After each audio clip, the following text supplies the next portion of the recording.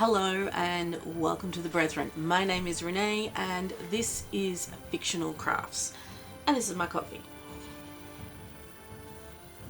So, gonna try some things a little bit different on this channel, and I'm actually going to do a couple of individual reviews.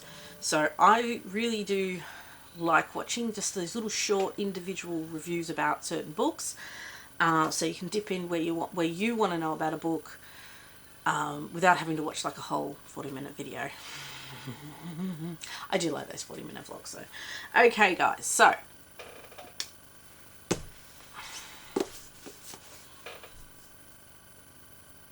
just ignore that mess behind me in my TBR shelf. I've been doing some reorganizing.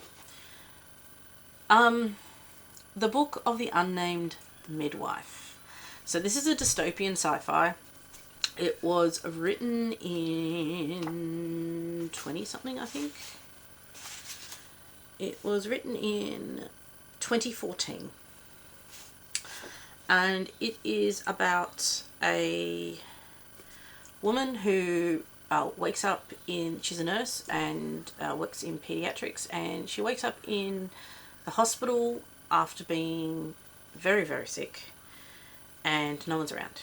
Those people that are around are all dead. And she had been working in the hospital. A pandemic hit, and there was a lot of people dying, a lot of women losing their babies, and the last sort of thing she remembers is that just everything was going to hell. And you never, I think, did you get her real name? I can't remember. Anyway, she pretty much changes her name depending on the season in this, so hence the diary, the book of the unnamed midwife. And it is about her surviving in a post-apocalyptic world, like very post-apocalyptic, like newly apocalyptic world, where the last sort of she heard, 98% of men were dying from this virus, and the count for women and children was even higher than that. So they never really specify how many died, but it's a lot. So she's now living in a world where women are a scarce commodity. And I don't know, maybe something affects the brains of 90% of the surviving males, because they're all suddenly obsessed with having a woman and breeding. And I'm going to use the word breeding because I got the feeling that there was a lot of man hate in the subtext of this book. Now there's some good guys, there are some good guys, but a good 70% of men that you encounter in this story are little more than rabid beasts. They don't care what the woman thinks. They're just gonna lock them up and keep them and gang rape them continuously until they're bleeding from their vaginas. And yeah, it's not a pleasant read in some spots, but it's also kind of an important read. I have a little bit more faith in humanity than I think I should have, to feel that this is probably a little bit too over the top in that way. But I did enjoy it. I enjoyed the sort of idea around it, as in what would happen if this occurred. And there was a very interesting sort of encounter that some of the characters had with a woman who had what they call a hive. So she had actually ended up manipulating. See, this is the only way women could get on top. They had to manipulate the men around them until they were like the queen bee and all the men were the hive. And there was one woman there that had a vasectomy, so obviously she couldn't get pregnant, so she didn't care. So she was just enjoying her life and having fun with her men. And I'm like, okay, well, that's one way to look at it.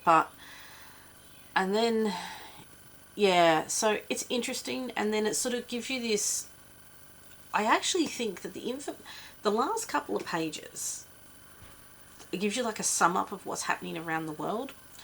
And I kind of would have liked to have seen those different situations play out. You don't get that, unfortunately. But it is a good book. It's well written. the main character gets a little bit of a special treatment. She's the only one to think about dressing up like a boy and pretending to be a boy.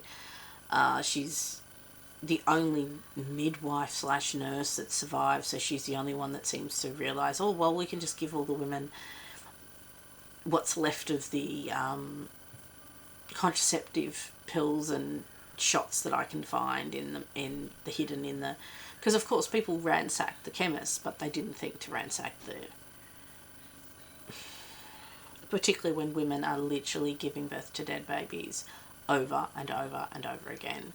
But apparently the men don't care if the woman dies as long as they get them pregnant. Do you see where my issues are with this book? Look, it's not horrid. It's not a horrid book. It's just, I do think some things could have been dealt with a little bit more nuanced, and I don't think the book is large enough to give all the characters a certain amount of give and take. Like, obviously there's going to be bastards, but there's also going to be bitches too. But there's varying degrees and differing reasons, and I just don't think you get enough of that in this book. So yes, I did enjoy reading it to a degree. I will actually enjoy it, probably the wrong word. I appreciated reading it. But yeah, I will not be continuing on with the series unless I see them in a second-hand store and I can pick them up pretty cheap. I'm happy I've read this one. It's pretty decent as a standalone. And that's it. That is the Book of the Unnamed Midwife by Meg Elison. Dystopian science fiction. So that's the very short book review for this week. And I would say like, comment and subscribe, but we are all adults here. Do whatever the fuck you want, and I shall see you in the next video.